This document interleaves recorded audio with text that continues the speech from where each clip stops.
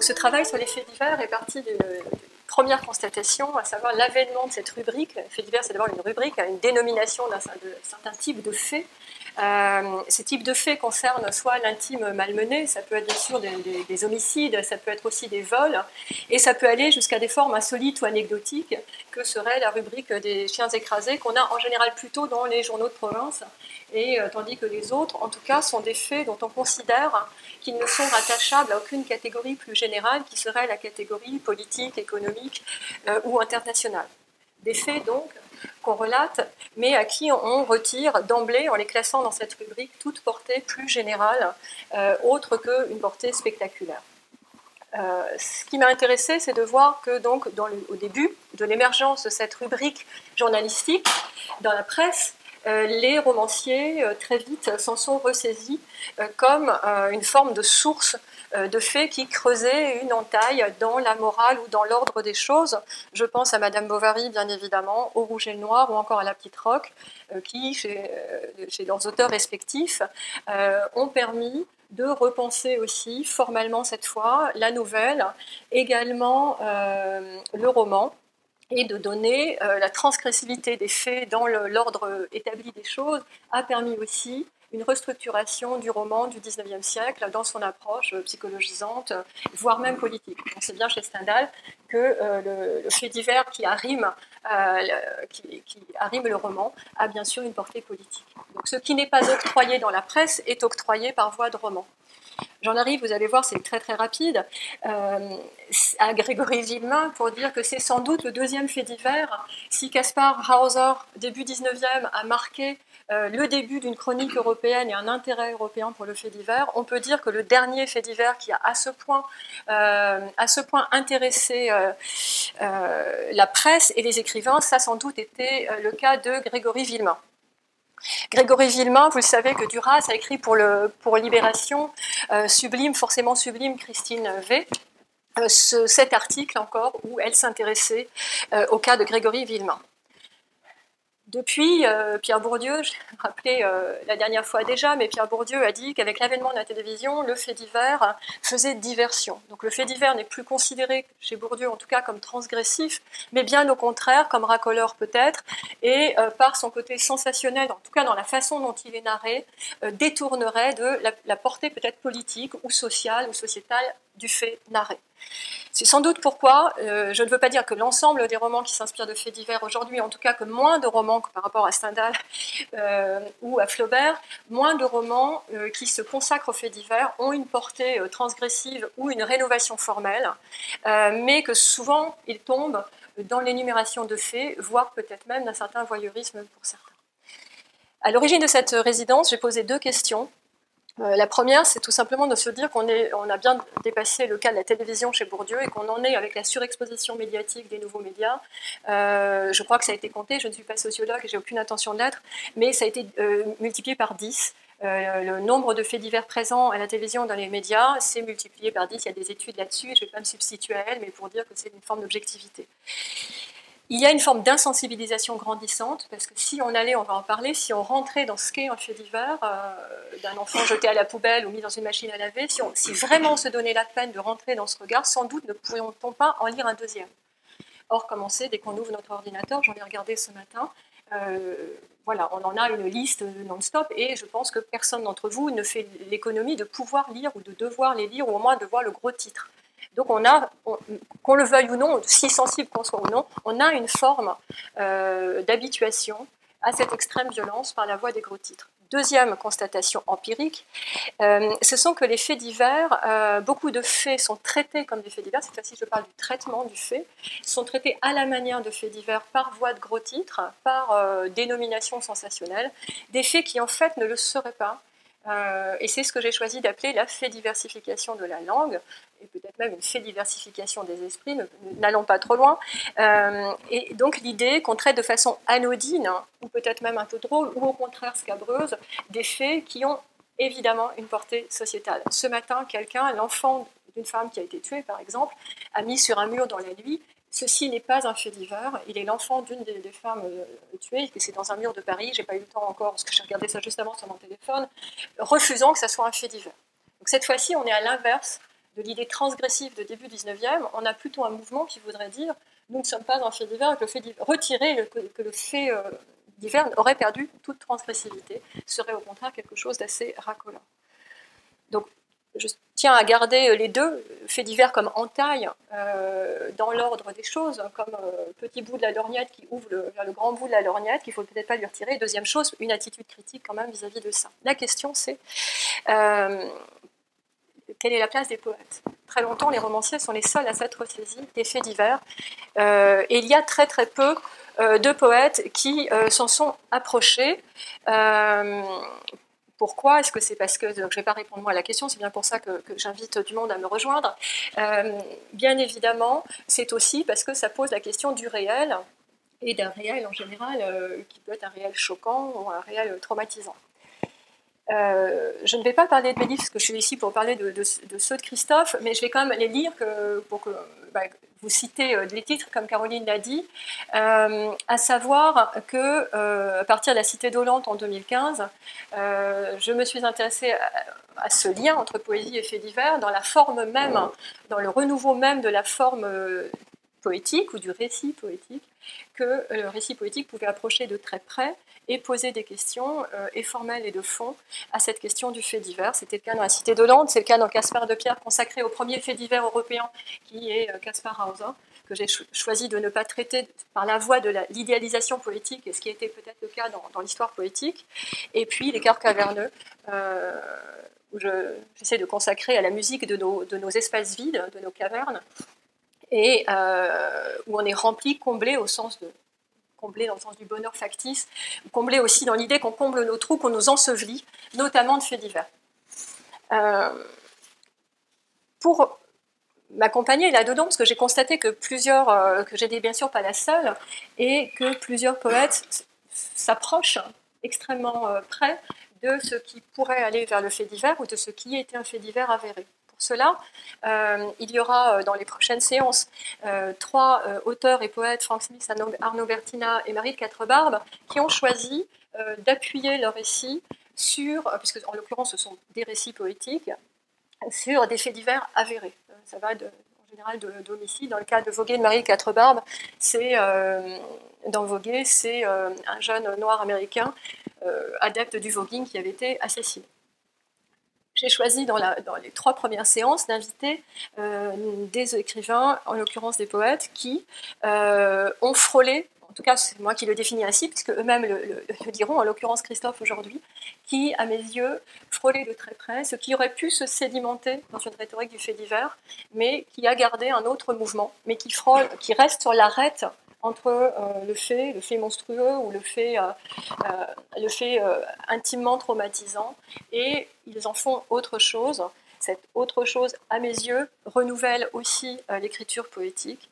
Et il me semblait pour cela très pertinent d'inviter Christophe Manon, qui m'a fait et l'amitié et l'honneur de se joindre à nous aujourd'hui et d'accepter de lire, puisqu'il lira aussi, et de se prêter au dialogue après la lecture qu'il fera.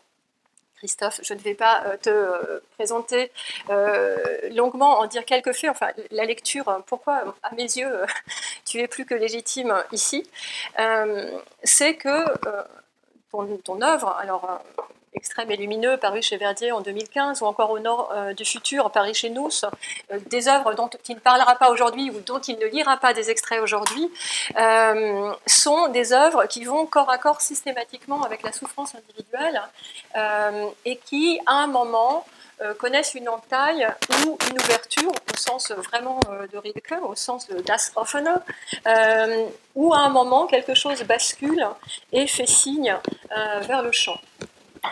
C'est une affinité dont on ne parlera pas aujourd'hui, puisqu'on n'est pas là pour parler du lyrisme, mais malgré tout, c'est une affinité qu'à un moment, ce corps à corps avec des choses, des tréfonds de l'être, puisse s'ouvrir, être le signe d'une grande ouverture vers quelque chose qui fait chant. Ce qui fait chant ouvrirait la lumière. Le titre Fiat Lux 2006 en est un signe, Extrême et lumineux en serait un autre. Je ne dis évidemment, je passe un peu trop vite là-dessus. Il y a un terme que j'ai gardé du livre que tu nous liras, c'est le mot placenta lyrique, qui me semble résumer ou cristalliser, pardonne-moi si je surinterprète, mais justement ces deux mouvements, le côté vraiment extrêmement terre-à-terre qui va les mains dans la souffrance et jusqu'aux larmes, au sperme ou au placenta, jusqu'à cette entaille du chant, le placenta lyrique étant pour moi l'expression de ces tensions entre obscurité et lumière qui font mouvement, qui gardent le mouvement du texte. Quelque chose me semblait, j'ai dit à Christophe quand il m'a demandé pourquoi, me semblait soulever la poussière, c'est comme ça que je me suis formulée, je suis désolée, c'est pas scientifique, je voulais soulever la poussière proche du fait divers. C'est comme ça quand j'ai lu le Greul, alors moi je dis Greul, apparemment je croyais que tu dis Greul, moi je dis Greul, mais oui, je sais, alors il m'a dit que je vais continuer à dire Greul, et quand j'ai lu Greul, il me semblait évident que ça allait très très proche, ça frôlait la problématique du fait divers. Également Pâture de vent, que j'ai entendu un petit peu après, qui a été publié chez Verdier en 2019. Christophe va lire des extraits de Pâture de vent dans un premier temps, puis nous rentrerons en discussion.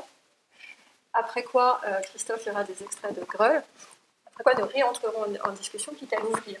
Il se trouve qu'on parlera aussi de textes qui ont été des avant-textes, et on s'apercevra que effectivement le frôlage de Frédiver ne semble pas semble avéré dans ces avant-textes. Je te laisse la parole, Christophe. Bien. Bonjour, bonsoir.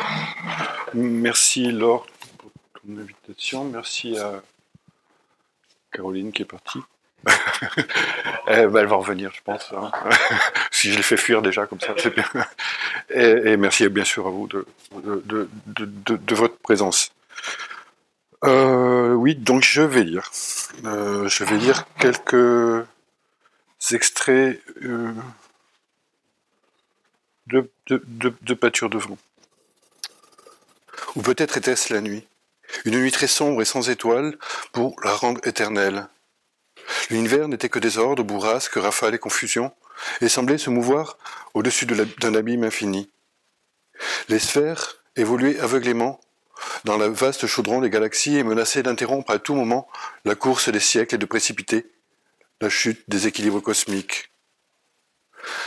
La Terre n'était qu'une infime boule tournoyant dans un désert immense, et cette immensité revenait inlassablement sur les cercles qu'elle avait déjà tracés. La Lune s'était dissimulée derrière les toits, elle affûtait ses longues griffes en faisant le dos rond. Son halo était plus pâle que la lueur d'un signal à travers la brume du crépuscule. De gros nuages noirs s'assemblaient à l'horizon, et leur mugissement devenait menaçant. Le vent, ébouriffé avec une rage vengeresse la cime des arbres, faisait claquer volets et persiennes, s'engouffrer dans les conduits et sous les portes hurlant pour effrayer les esprits inquiets et superstitieux. Dans les rues, les immeubles tanguaient dangereusement et s'accrochaient aux rampes les uns des autres. Les animaux du ciel, des eaux profondes et de la terre se faufilaient, glissaient, rampaient, furetaient, guettaient, s'entretuaient et s'entredévoraient avec un raffinement d'application et de délicatesse qu'ils n'avaient encore jamais atteint, ni même soupçonné. La matière avait renoncé aux jeux subtils des apparences, tout n'était qu'exhalaison, brouillard, vapeur, vain simulacre, tout suintait et transpirait, tout se dissolvait. Dieu avait dû bifurquer ou s'était égaré dans quelques recoins sordides du réel, dont il ignorait l'existence jusqu'alors, ou bien c'était un chien blessé qui jappait dans le lointain. Les liens étaient rompus, personne n'y comprenait plus rien, ni n'était capable de démêler le vrai du faux, ni de distinguer le bas du haut. Partout, l'angoisse se nichait derrière. Chaque surface, ce n'était que désastre et calamité. Le garçon dormait avec beaucoup d'attention, car un faible gémissement venait de l'éveiller. Il tâtonna dans l'obscurité, mais il ne savait pas où il se trouvait. Alors, il prit peur et fut incapable de se lever, tant il était pétrifié. La sueur était glacée, et les draps aussi, même s'il n'avait pas fait pipi dans son lit, car il était devenu raisonnable. Le gémissement refit soudain surface et sembla l'appeler. Il ne voulait pas l'écouter, mais il ne pouvait s'empêcher de l'entendre. Il chercha fébrilement l'interrupteur, mais il ne sut convoquer que des ombres sournoises qui s'ébattaient derrière le rideau en ricanant. Alors, il s'est levé, le plancher s'est déplacé sous ses pieds et l'a suivi jusqu'à la porte sans émettre le moindre bruit. Mais elle était close et il n'osait en franchir le seuil. Une forme grise s'est glissée dans son dos et l'a poussé en avant afin qu'il puisse se précéder. « Maman, murmura-t-il, maman, c'est toi, maman ?» Mais seule l'obscurité lui fit écho et se déployait devant lui. La main sur leur poignet n'était pas la sienne, elle venait de l'intérieur ou de dessous, et pourtant la porte s'entrebâillait, et derrière tout cela, on avait soigneusement disposé une scène de carnage qui n'en était pas une. Le gémissement s'est aiguisé, comme un petit cri de souris, puis ce fut un silence très opaque qui éclata dans son crâne en émettant des ondes vibratoires. C'est ainsi que tout a commencé. De gros serpents ondulaient sur le matelas, ou bien c'étaient des racines qui ressemblaient à des jambes velues. Des mains s'agrippaient aux hanches larges, blanches, et empoignaient l'épaisse chevelure feu. Il y avait une odeur d'étable et de halètement comme lorsque les bêtes mettent bas. Les flammes se sont soudain tournées vers lui pour le repousser et le transpercer en plein droit dans le cœur. Il vit des lèvres bouger, mais il n'entendit rien. Le regard était une pieuvre et ses tentacules l'étranglaient. Alors, la chambre s'est remplie d'insectes vibrillonnants. Ça bramait, ça meuglait, ça reniflait, ça suait, ça piaffait, ça ruait, ça se bousculait, pourtant c'était à l'intérieur. Va-t'en, disaient les murs et les meubles. Ferme les yeux, tais-toi, repars, oublie tout ça, et rendors-toi. Mais ses oreilles ont perdu le contact. Va-t'en, dit le monstre sous sa toison rousse, va-t'en. Mais le garçon n'était déjà plus là, même si son corps était demeuré immobile. Peut-être que je vais mourir, pensa-t-il. Mais ce n'était pas de la peur, c'était du sang projeté sur les parois et ses membres étaient éparpillés dans la pièce. Il fallait s'enfuir et fermer les yeux, mais il était beaucoup trop tard. Au secours, disait la voix en lui. Au secours, répétait-elle en vain, car son appel restait cloué sur sa langue. Alors quelque chose qui n'était pas allumé s'est éteint. Les cloisons avaient disparu et la maison chancelait et souffrait atrocement parce qu'elle était de nouveau isolée et abandonnée. Ce fut une chute inexplicable, puisqu'il était debout. Il ne tombait pas, mais il eut l'impression que sa tête s'approchait du sol, et ses pieds se précipitèrent dans l'autre sens. Il se retrouva soudain au fond d'un lieu très sombre, nageant entre de longues algues molles. Il criait, et sa bouche ne s'ouvrait pas. Il pleurait, et aucune larme ne coulait. Il a pensé « maman » en grosses lettres rouges, mais il eut un court-circuit, et le garçon s'est égaré dans les méandres de ses organes. Il était au-dessus, ou derrière, ou à côté de lui, mais ce n'était pas lui. La pendule a sauté du quart ou de la demi, puis elle s'est figée et elle a repris sa place sur la cheminée, s'octroyant un bref instant de répit.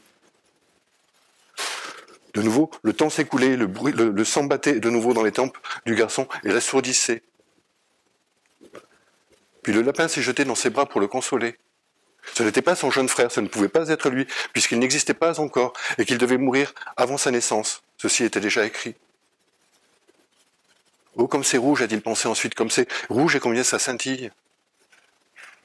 À présent, c'était de l'angoisse qui l'enveloppait comme un linceul, puis un tremblement survint par couches successives et l'a enseveli. Le foyer de douleur s'est déplacé, il s'est réfugié dans son estomac. Il s'est enfermé, il a fait son nid, il ne pouvait plus sortir, c'est pourquoi il s'est mis à cogner, et cogner, et cogner encore. C'était une nuit très sombre, la porte s'est refermée. Jamais il ne s'était senti. À présent, il se sentait, et le matin n'était pas encore advenu. Le petit lapin dormait et l'attendait sagement sur l'oreiller. Il était toujours couché de la même façon, mais ce n'était qu'un jouet. C'est ainsi qu'ils se sont retrouvés. Le sommeil n'avait plus d'espace pour l'accueillir et le rejeter vers des territoires calcinés où rien ne subsistait. Son esprit ne pouvait plus contenir dans sa boîte crânienne. Il cherchait une issue, mais revenait toujours au même point. Puis l'orage a éclaté en projetant des éclairs dans le ciel noir et la pluie s'est mise à tambouriner sauvagement sur les vitres et le tonnerre grondait par-dessus sans ménagement, impatient qu'il était d'assister lui aussi au dénouement. Les arbres balançaient, tanguaient, se courbaient. Les toiles d'araignée entre les branches se déchiraient et tout se mit à craquer. C'est ainsi que tout a commencé. Cela se passait de l'autre côté du monde sensible. Les ongles poussaient, les fibres se dilataient, les sécrétions s'écoulaient. C'est ainsi que la mémoire s'est effacée. Dieu n'est pas revenu, les idoles n'étaient plus, personne ne leur faisait plus de sacrifices ni d'offrandes, ni n'invoquait leur secours. Les morts, quant à eux, restaient indifférents aux affaires terrestres, puisqu'ils étaient morts. Une nuit comme une autre, pas moins. C'est comme si le passé remuait encore et pourtant il était effacé. C'est ainsi que tout s'achève car tout est accompli. Les jours anciens ne sont plus et l'avenir n'existe pas. Toute chose a son temps et chaque dessein sous le ciel a son heure. Naître et mourir, gémir et danser, pleurer et rire, aimer et détester, toute chose a sa saison. Poursuivre un rêve ou se l'interdire, parler ou se taire. Le temps où l'on est celui où l'on soupire, tant de baiser, tant de les maudire, tant d'ouvrir les yeux et tant de fermer les paupières, toute chose à son heure. C'était une nuit sans sortilège ni prodige, une nuit profonde, privée de rêves, pleine de cauchemars. Quelque chose était né, une petite brûlure très douce, très agréable et très douloureuse à la fois, très écrasante et persistante aussi. Peut-être était-ce du désir. Il n'y avait pas de quoi s'effrayer ni s'effaroucher, et toutefois c'est ce qui arriva. Il n'y avait pas non plus de quoi rire, mais personne n'y songea. C'est ainsi que tout a commencé, et pourtant tout cela n'a ni début ni fin. Au fond, rien de nouveau, c'est à peu près toujours la même histoire qui recommence et se répète. Toujours la même rengaine, le même drame qui se joue. Une génération s'en va, une génération lui succède, ce qui a été, c'est ce qui sera, et ce qui est arrivé, arrivera encore. Je vous remercie, je vais lire un autre extrait. Ainsi est mort le petit lapin au poil soyeux et doux, au regard limpide et triste. Ainsi s'est achevé son modeste destin, aussi fugace qu'un bond dans la garrigue. Mort, mort, mort. 3 fois mort, le petit frère avant que d'être né. Mort né dans le ventre de maman. Frère fœtus disparu, fragile et nu, avant même d'avoir vécu. Petite boule nourrie exclusivement de chair et de sang, frappée définitivement sans qu'on puisse jamais connaître ses joies, ses sourires, ses peines ou ses pleurs, sans qu'on puisse concevoir l'éventail de ses désirs ou de ses afflictions. Aura-t-il éprouvé des sensations, ébauché des pensées, aura-t-il seulement entendu son prénom peut-être prononcé par papa, la bouche tendrement plaquée contre le nombril rebondi de maman? Cette chose si précieuse, choisie avec tant d'attention par nos géniteurs, mais qui n'est presque rien. Quelques syllabes que les lèvres émues susurrent dans l'obscurité au moment du plaisir, quelques lettres qui finissent gravées sur une pierre tombale. Lui en a-t-on seulement donné un? Ou bien fut-il porté en terre ou jeté aux ordures tel un déchet dérisoire? Anonyme, animal sitôt sorti des limbes pour y retourner, et même pas sorti des limbes. Perdu dans la nuit des hommes, ayant à peine transité en ce monde, ombre parmi les ombres. Et ces jouets qui les aura récupérés, ces lainages tricotés par des mains amoureuses qui les aura revêtus. Son petit lit douillet, préparé avec tant de ferveur et de délicatesse qui l'aura occupé, qui s'y sera levé dans la peur du noir et de la nuit qui vient, avec ses monstrueux hôtes. Tout cela, cette mort si humble, si discrète qu'elle n'a pour ainsi dire pas eu lieu, lui donner la tournure foutraque d'un chant à la fois frêle et faramineux, d'une petite rengaine de bastringue entêtante et gracieuse, afin de permettre au petit frère fœtus, avec son placenta, et son sang et son mucus, et ses os qui n'ont pas eu le temps de calcifier, de rejoindre enfin la grande lignée lyrique de ceux qui sont partis avant l'âge. Des enfants disparus, abandonnés, errants, des enfants persécutés, séparés, des bêtes innocentes éventrées, des bêtes dépecées et découpées, dépouillées, des bêtes démembrées et équarries, de rejoindre l'infinie sarabande de lapins, faisans, canards, biches, porcs, bœufs, veaux, moutons, perdrix, écureuils et marcassins, et aussi cette malheureuse poule effarée, dont la tête posée sur le billot est brutalement tranchée par la vieille femme d'un coup de hache expéditif. La lame, étincelante, un bref instant dans les rayons du soleil déclinant, comme un signal impérieux du destin. Ça va? Un dernier extrait. Pas trop long, j'espère.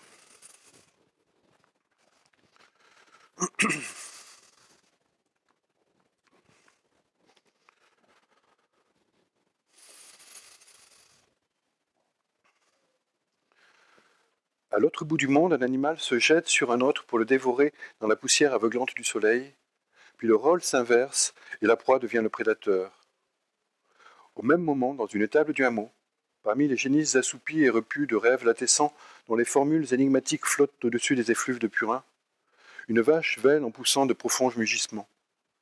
Son placenta s'écoule entre ses cuisses frémissantes, mais ce n'est pas un avènement, ni même une naissance. Une hypothèse plutôt, un essai, une pulsion. Un rien que notre rien libère pour rendre grâce d'être ce qu'il est et se prouver peut-être qu'il n'est pas moins que rien. Offrir à la vie avec gratitude un chaleureux séjour, aussi fugace et transitoire soit-il. Et cependant, À peine chu sur la paille souillée de sécrétion, le veau s'étrangle avec le cordon ombilical et sa langue bleue jaillit de sa gueule entr'ouverte en vomissant des lambeaux de muqueuse écarlate. Son cœur cesse de palpiter et commence sa lente corruption. La vermine n'est pas encore à l'œuvre, mais elle pressent déjà sa minutieuse et vorace besogne. Toute chose vient à son heure, inutile de se précipiter, inutile de se bousculer. Il y a une place pour tous et un temps pour chacun. Un temps pour vivre et un temps pour se retirer. Il y a une saison pour toute chose, un temps pour tout. Un chant délicat s'élève à présent dans la vapeur du firmament pour accompagner le défunt sur les voies escarpées et sinueuses qui mènent au royaume où pèsent tampées les bêtes bienheureuses. Entre deux battements de paupières, la vieille femme esquisse un geste, puis s'interrompt, demeurant immobile comme si elle avait été soudain absorbée par une intense spéculation. Elle semble fournir un effort considérable pour maintenir la cohésion de ses organes et ne pas s'évanouir dans l'atmosphère. Autour d'elle, la lumière se concentre puis se dilate en crépitant. Protons et électrons accélèrent leur course et leur frottement provoque de fortes turbulences dans l'enchaînement logique des faits. D'infimes aspérités de microscopiques lacunes se révèlent sur la trame du destin, mais il faudrait être d'un autre présent pour les distinguer et savoir les interpréter. C'est pourquoi rien n'advient qui n'était prévu depuis déjà fort longtemps. La vieille choisit de s'incliner et s'empare d'un énorme crapaud dont elle caresse la peau couverte de pustules pour en extraire le venin. Peut-être en fera-t-elle une potion, un de ces élixirs dont elle a le secret. Ou peut-être l'appliquera-t-elle comme un onguent sur l'épiderme du garçon pour dissiper ses craintes et ses cauchemars. Viens, dit-elle, allons, approche donc, n'aie pas peur, voyons. Ne sois pas inquiet, approche, je te dis, ne crains rien, je vais te montrer quelque chose. Elle parle avec une lenteur qui s'étale sur de longs espaces temporels. Mais le garçon ne comprend pas si c'est à lui qu'elle s'adresse ou à la dépouille du lapin suspendue à un crochet au-dessus de la table. Sa bouche exhale d'épaisses volutes de fumée qui enveloppent sa tignasse écarlate et la couvrent d'un voile sommaire d'irréalité. Puis elle est dévorée par les flammes et les verres se brisent. Il y a un grand fracas d'assiettes et de couverts qui tombent sans produire le moindre son, et pourtant la télé brame comme si elle était en rute. À cet instant précis, les droites se transforment en courbes, les couleurs s'estompent, la lune enfle son ventre rond, le ciel se couvre de plaies purulentes qui s'effilochent lentement.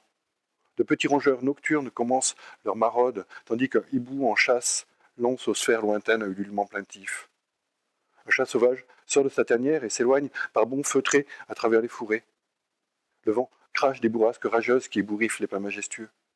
Quelque part, quelque chose ou quelqu'un émet un grognement carnassier.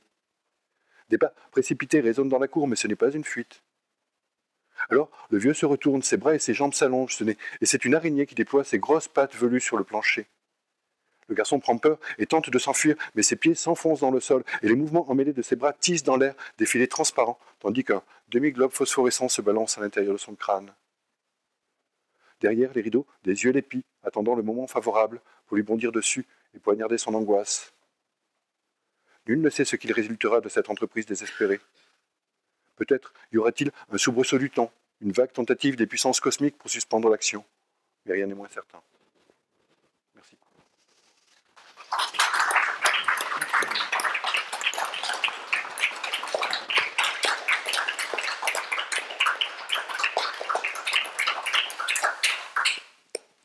On va commencer après ça, on va y aller humblement. Je pense que le texte répond. Je vais essayer de ne pas enfoncer trop de portes ouvertes. Je pense que le texte répond beaucoup, donc on va essayer d'aller un tout petit peu dans le texte, de revenir sur quelques éléments du texte qui répond, à mon avis, qui est déjà une réponse par lui-même la plus éloquente. Alors, je commence un tout petit peu par le début. Moi, il me semble que c'est la vision du début. Oui, je ne sais pas si tu as ton livre, je suis désolée, je suis peut-être dedans, mais la première qui est comme une vision, plus qu'un fait, c'est presque pour moi une fantasmagorie, c'est de l'ordre de la vision.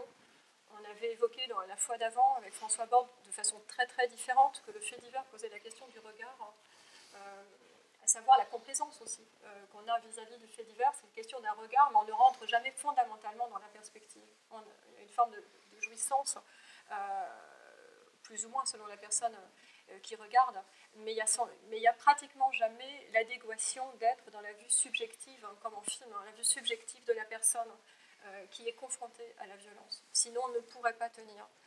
Effectivement, par cette vision qui, dans toute la première partie, j'entends la première partie, ce qu'un basculement après, tu n'es pas dans le fait. Tu dis à un moment, la porte s'entrebraya et derrière tout cela, on avait soigneusement disposé une scène de carnage qui n'en était pas une, et un petit peu plus loin. Et si je ne trouve pas, je ne le dirai pas, parce qu'il est fort probable que je ne le trouve pas. Tu montres aussi un fait qui n'en est pas un. Ça revient, c'est quelque chose qui revient 2 ou 3 fois formulé autrement. Je ne vais pas dire les 2 autres formulations.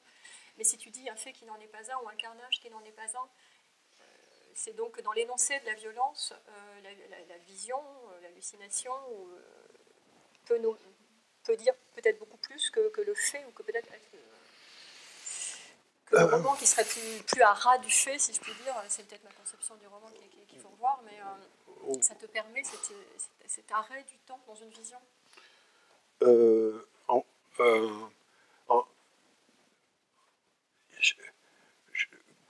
Je vais répondre un peu à l'envers, sûrement. Oui. Mais en fait, il y a probablement... Enfin, moi, ce qui m'intéresse, c'est les... Enfin, je crois que le livre, la poésie peut-être surtout, enfin, ça répond pas. Donc, en fait, ça répond pas, ça pose des questions, ça répond pas. Et donc, ça échappe, en fait. Donc, effectivement, les faits, ils sont pas... ils sont pas saisis comme faits, mais comme choses qui échappent, en fait, qui fuient, en fait. Donc le réel, je ne sais jamais trop on sait jamais trop où il se trouve.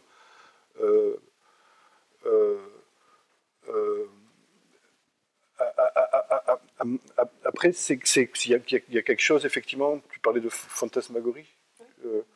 Il y a probablement quelque chose d'un peu hallucinatoire comme ça.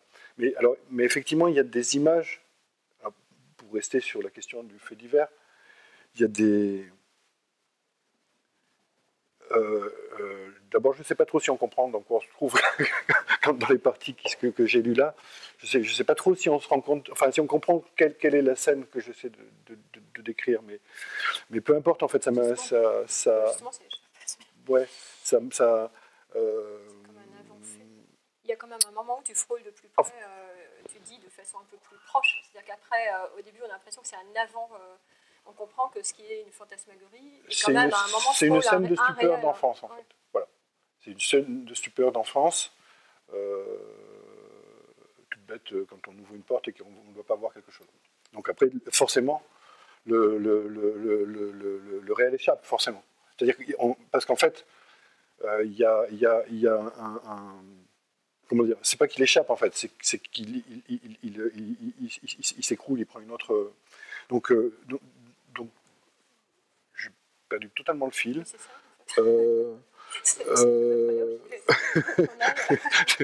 Oui, mais justement, c'est dans les boulis, c'est tu ne restes pas, tu n'assignes pas au fait, ou tu ne considères pas le fait dans une... Il n'y a pas que des réalismes, hein. Dans les auteurs qui traitent de faits divers, il n'y a pas que des auteurs réalistes, mais il y en a quand même pas mal, en tout cas dans le 19e. Ah, mais moi, je considère que je suis réaliste, en fait. Mais oui, ça dépend comment on entend le réel. Alors, si on entend comme Lacan que le réel, c'est ce qui cogne... je pense que la stupeur, c'est ça, en fait. Je veux dire, oui, voilà. Je ne vois pas comment je peux la rendre... Enfin, c'est ça. Oui, je prétends pas avoir atteint le degré d'expression de la stupeur parfaite, mais en tout cas, il me semble que c'est une façon... Enfin, ce que je veux donner à ressentir, c'est la stupeur ou la détresse, et donc je ne vois pas comment je pourrais faire autrement, en fait. Donc je pense que c'est profondément réaliste, et je pense que de toute façon, c'est à peu près ainsi que la scène m'est apparue, en fait. Donc ouais, voilà. Alors après, il y a effectivement... peut-être je vais un peu vite, mais tu vas m'arrêter. Il y a quelque chose de l'ordre des terreurs enfantines aussi, au moins dans ces passages qui ont été lus. Et s'il y a bien quelque chose, à mon avis, qui fait partie... on en a parlé un petit peu, dans la littérature qui tient du fait divers, en partie, c'est les contes, enfin les contes, je sais pas, le chaperon rouge, le petit chaperon rouge, le petit poucet, enfin, il y a quelque chose de cet ordre-là. Enfin, le petit chaperon rouge, c'est juste un enfant qui va dans la forêt, qui se fait dévorer par un loup, en gros. Donc c'est vraiment typiquement un fait divers, sauf que là, il n'est pas dévoré, mais... Non, en plus, c'est cette manière d'être freudien. Ouais. Bon, enfin, voilà, enfin, c'est typiquement, en fait, je crois, les contes, enfin, voilà, c'est typiquement des faits divers, quoi, sauf qu'il n'y a pas de morale à la fin. Et quand tu dis c'est toujours la même histoire, c'est un peu ce qu'a le conte. Le conte, c'est un peu toujours la même histoire qui se nourrit dans toutes les peurs et terreurs. Oui, voilà. Alors en cela, je crois que c'est un peu ça qu'il y a dans ce bouquin-là.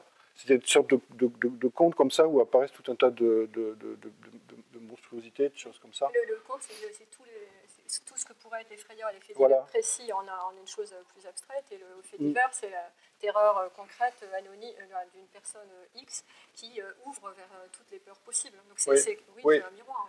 Oui. Et alors non, je vais pas. Que je continue à poser des questions. Ouais. Non, j'avais après. Non, mais c'est pas. Je crois que ça continue sur le compte, mais c'est pas très intéressant. Non, mais c'est bien. Non. Si tu veux, moi je.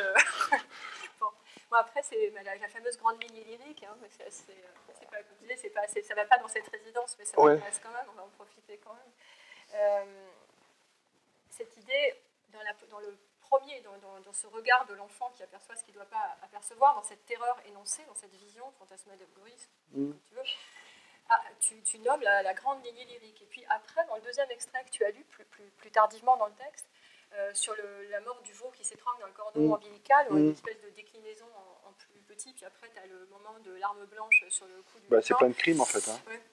Voilà, c'est plein de crimes qui reviennent, déclinés différemment. Juste après le veau qui s'étrangle. Par exemple, abattre des animaux, ça pourrait être un fait divers en fait. Mais c'est ce que j'allais dire, que le lapin comme... le lapin, il a plusieurs figures. C'est d'abord le doudou dans le premier exercice, mais en fait, à un moment, il se transforme un peu dans le frère qui n'existe pas, enfin qui est mort-né, et puis après c'est un vrai lapin. Enfin au début c'est même un vrai lapin plutôt qu'on tue et qu'on dépaisse.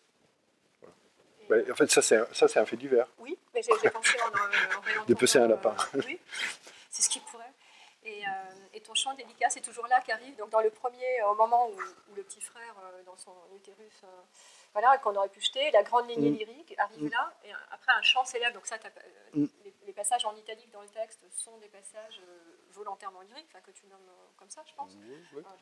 Et ensuite, au moment de ce veau qui s'étrangle et avant le lapin tué, un chant délicat s'élève. Donc c'est assez récurrent quand même comme basculement dans le texte. À chaque fois qu'une mort survient, s'élève un chant délicat. C'est dans ce contrepoint très souvent. Ça aussi, alors il me semble, moi, parce que les lyriques sont toujours un peu attaqués dans une époque poétique, que c'est le contraire quand on dit lyrisme. Quand on fait une critique du lyrisme, en général, on pense, je sais pas, à Debussy, la mélodie française, le soupir de Stéphane Mallarmé.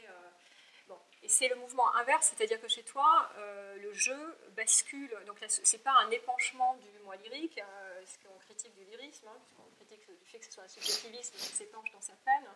Il y a le moment de la peine et qui bascule dans le chant, et le chant est toujours dans l'ouverture, ce que je trouve rilkéen chez toi, c'est ce moment de grande ouverture, et qui est là et plus général, presque un chant plus général. Bon, alors là, je vais y aller. Je vais me lancer. Non, mais en fait, mais la question du lyrisme, évidemment, ça intéresse peu de monde, mais enfin, puis c'est normal, mais enfin, moi, ça m'intéresse un peu. Et, c'est une embuscade, il y a le fait divers, il y a une embuscade. Non, mais il se trouve que, effectivement, avec l'image, je sais pas comment dire, disons l'image un peu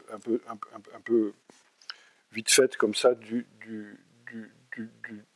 lyrisme, ce serait que ce soit l'expression un peu l'épanchement de soi, quoi. En gros, effectivement. Bon, alors après, il y a eu des excès dans ce genre-là, c'est normal qu'on y fasse attention.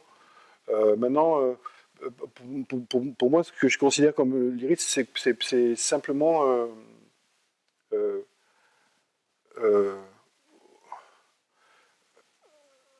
ce serait l'expression d'un sujet, quel qu'il soit, pas forcément en jeu, pas forcément à la première personne du singulier, qui rejoint le commun. Bon, pour aller vite, et après je ne vais pas en faire des tartines, mais ouais, voilà, exactement. Pour moi, l'expression achevée du lyrisme, c'est frères humains qui après nous livrés, n'ayez le cœur contre nous endurci. Il n'y a absolument à aucun moment de première personne singulier. C'est la première personne du pluriel.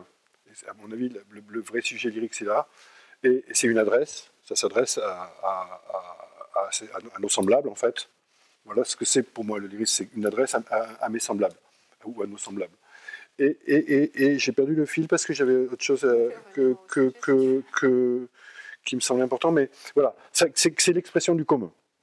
Voilà, le lyrisme. C'est ce qui nous est commun c'est ce qui pourrait nous être commun à nous, membres de la même espèce humaine. Juste en deux mots, et après je ne fais pas des tartines là-dessus, mais je ne sais pas, il y a un certain nombre alors je pense que en partie ce sont plutôt des émotions, quoi. Enfin, du moins quand il s'agit d'art ou de littérature ou d'art en général. Donc je sais pas, l'amour, la mort, le désir, la peur, enfin voilà, toutes ces choses-là nous sont assez communes. Et à partir de là, c'est ce qui fait pour moi du lyrisme et pas beaucoup d'autres choses. Donc on le trouve un peu où on veut. Il me semblait moi qu'aussi il y a une différence avec le roman qui se ressaisirait de faits divers, qui a cette question de la bascule du regard, à la fois la capacité d'avoir une vision et d'entrer. Donc on ne peut pas non plus, si on décrivait ou si on écrivait un fait divers de façon poétique, à savoir une vision, on ne pourrait pas enchaîner l'énumération, puisque le fait disparaît derrière justement la question du regard, la proximité, et en même temps, quand s'élève un champ délicat, il s'adresse à l'espèce, donc il retire sa violence pour s'adresser en délicatesse à l'espèce. Donc il a le double mouvement d'être capable de nous mettre dans le regard vraiment de l'effroi ou de l'absolue brutalité du réel, ce que ne fait pas le fait divers dans sa rhétorique, et par ailleurs, dans un second mouvement, il est une forme de caresse, ou il est à la fois l'éveil, il monte vraiment bien au-delà de l'énumération du fait, l'horreur du fait divers, et en même temps, il l'emporte dans une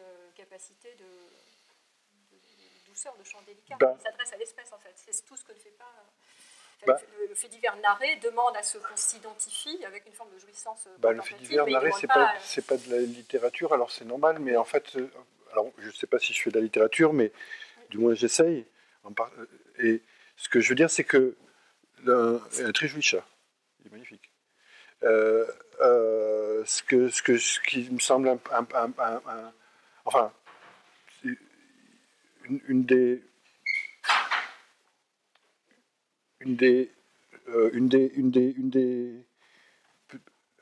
le fait divers, enfin voilà, je vais retrouver mon fil, pardon, je suis un peu troublé.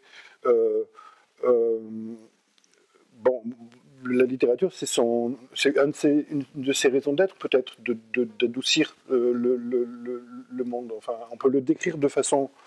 Ça ne veut pas dire qu'on ne le décrit pas de la façon et qu'on ne le voit pas de la façon la plus crue ou la plus brutale qui soit, mais il y a un endroit, pour moi, qui relève de la caresse, en fait. Donc, oui, tu ne peux pas l'avoir dans un fait divers narré, enfin, tu n'auras pas de caresse dans un. C'est dommage d'ailleurs. Ni le fait de faire ce mouvement, de voir en face un peu la perspective subjective dans les films où on est soudain dans les yeux de la violence, je pense à Apocalypse Now ou à d'autres choses, on soutient rarement cette vision-là de l'enfant qui ouvre la porte. On est rarement dans cette aussi subjectivement dans l'horreur, et on n'a pas non plus le contre-mouvement, ce que Beck appelle la berceuse et le clairon, le double mouvement de la littérature. On n'a ni l'éveil pour nous faire redresser la tête, ni le moment de caresse pour nous rendre la chose possible. Je bascule très vite avant la deuxième lecture. On a eu l'occasion de parler à un moment, Christophe, je ne sais plus où, et je ne vais pas chercher non plus. Tu évoques assez au début. Tu évoques Joseph Winkler, cette nuit encore, quelques morts ont ressuscité en moi. Sans m'en apercevoir, j'ai eu une éjaculation. Bon. Il se trouve que je ne savais pas, moi, avant d'écrire un autre livre sur les faits divers, j'avais beaucoup lu Joseph Winkler, notamment Der Friedhof der Bitteren Orangen, que je n'ai pas lu en français, qui est le cimetière des Oranges-Amers. Cimetière des Oranges-Amers, sans l'article. Ouais. Et donc on avait cette lecture en commun. Et donc, ce que Christophe vous dira, c'est que ce livre, pas dans l'extrait que tu as mis en exergue, mais ce livre est quand même fondé, sur, en tout cas tout le début, je ne sais pas, parce que je n'ai pas, il est dans un des cartons auquel je n'ai plus accès, je n'ai pas pu le relire, mais il me semble qu'il commence par je l'ai amené quand même. L'hiver en Sicile, où plein de jeunes filles qui sont qui tiennent la robe de mariage ou je ne sais quoi, sont écrabouillées avec plein de sang dans leur robe blanche. Ouais, c'est le souvenir que j'en avais. En fait, il y a plein de morts qui reviennent comme ça. Il y a une quarantaine de pages. C'est un livre tout à fait paru chez Verdier. Magistral pour moi. Enfin, à mon goût, quoi. Voilà. Et en fait, ça commence effectivement. Alors, comment dire ? J'ai écrit à l'ombre de. Enfin, tapis dans l'ombre de ce livre, quoi. Et même plus que ça, en fait, il y a peut-être 70 pages presque. C'est une série de faits divers. Alors, certains, à mon avis, ils sont tellement hallucinants que je pense qu'il a beaucoup d'imagination, Joseph Winkler, donc je pense qu'une partie est très fantasmée, mais c'est de façon très brute. C'est vraiment des faits. Il le fait après, de toute façon, dans tous ses livres,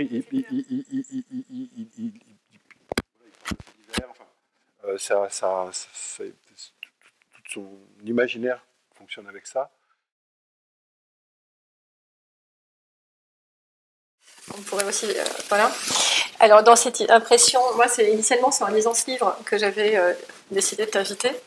L'autre est venu après, je suis allée à la lecture en janvier, il y a un an, de Pâture de Vent. Mais initialement, c'est suite à cette lecture-là. Je trouvais que tu travaillais jusqu'à la langue jusqu'à l'os.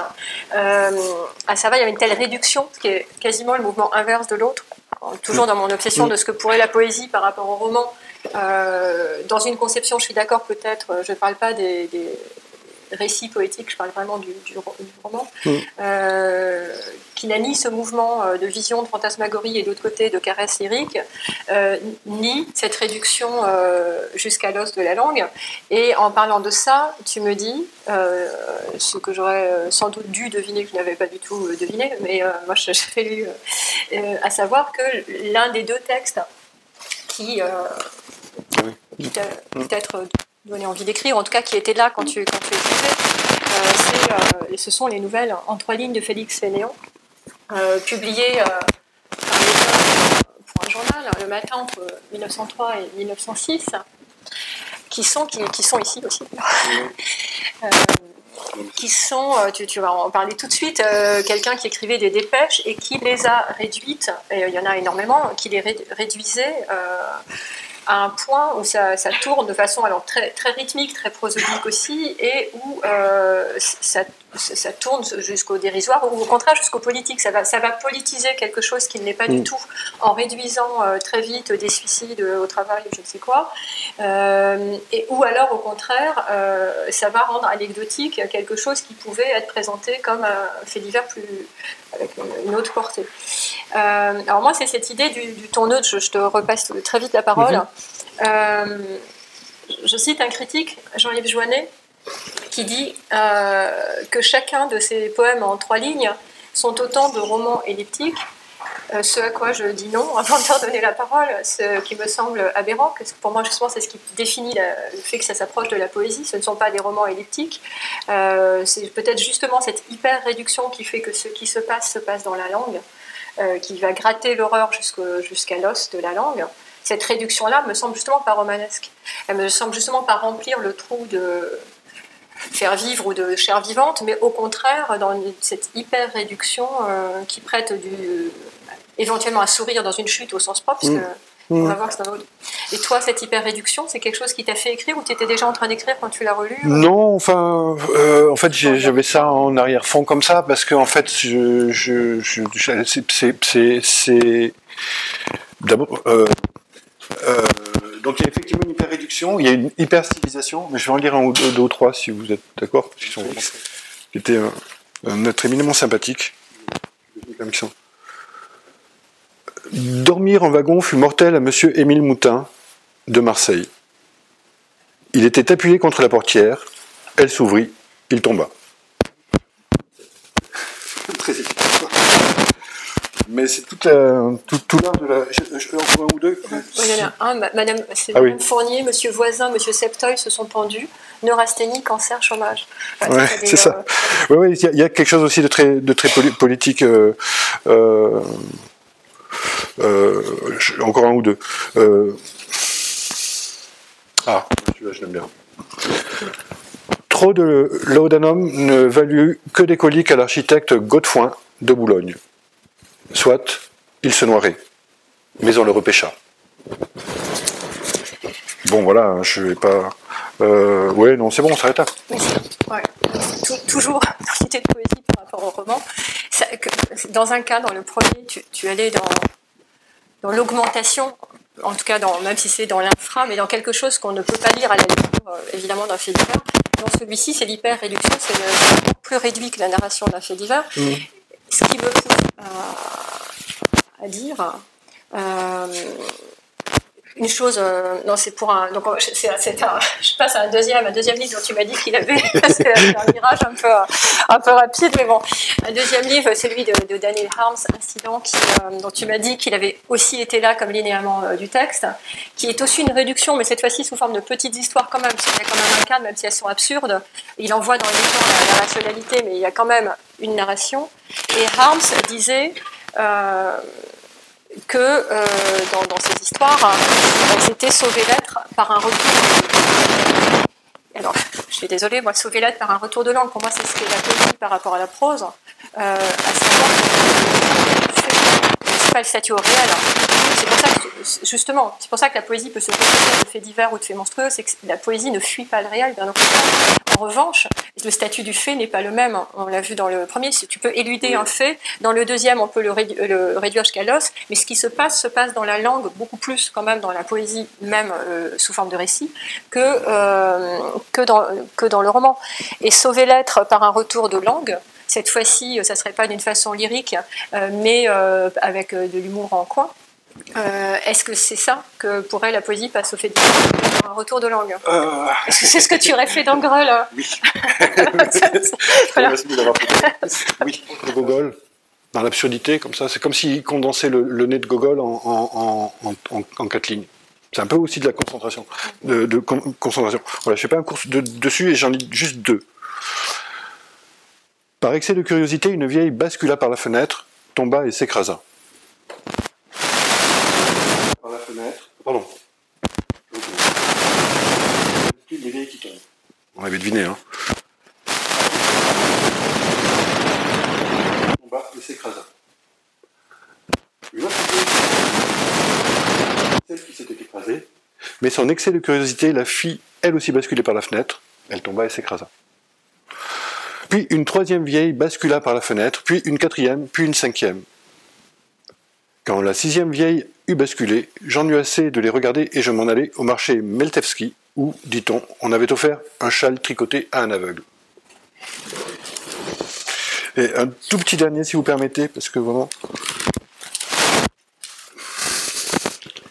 Là, c'est aussi un véritable fait divers. C'en est un. Kalugin s'endormit et rêva qu'il était dans des buissons Ah non, c'est pas celui-ci, pardon. Je vous prie de bien vouloir m'excuser. C'en est un aussi qui est très intéressant, mais voilà. Celui-ci s'appelle Mishkin a tué Koshkin. Le camarade Koshkin dansait autour du camarade Mashkin. Le camarade Mashkin suivit des yeux le camarade Koshkin. Le camarade Koshkin agitait ses bras de manière offensante et se déhanchait de manière répugnante. Le camarade Mashkin se renfrogna. Le camarade Koshkin fit bouger son ventre et frappa de sa jambe droite. Le camarade Mashkin poussa un cri et se jeta sur le camarade Koshkin. Le camarade Koshkin tenta de lui échapper, mais il trébucha et fut rattrapé par le camarade Mashkin. Le camarade Mashkin donna un coup de poing sur la tête du camarade Koshkin. Le camarade Koshkin poussa un cri et tomba à croupeton. Le camarade Mashkin flanqua un coup de pied dans le ventre du camarade Koshkin et lui redonna un coup de poing sur la nuque. Le camarade Koshkin s'écroula de tout son long et mourut. Mashkin a tué Koshkin. Tu veux qu'on en finisse, terminer tu veux continuer sur cette idée de réduction, de ne pas laisser, dans tous les cas, c'est quand même la façon dont on est, l'angle, on n'a pas cet angle qu'on a en tant que lecteur d'un journal de faits divers, dans tout ce qu'on vient d'entendre, soit par réduction, soit par augmentation. Et par répétition. Et par répétition, et par basculement du jeu aussi des personnes. C'est-à-dire que le regard, la question du regard n'est jamais laissée... on n'est jamais laissé tel quel en complaisance. On change et on est sauvé par l'humour, par le rythme. On est sauvé. Tu veux dire quelque chose là-dessus non, mais voilà, oui. Enfin, je pense qu'effectivement, il y a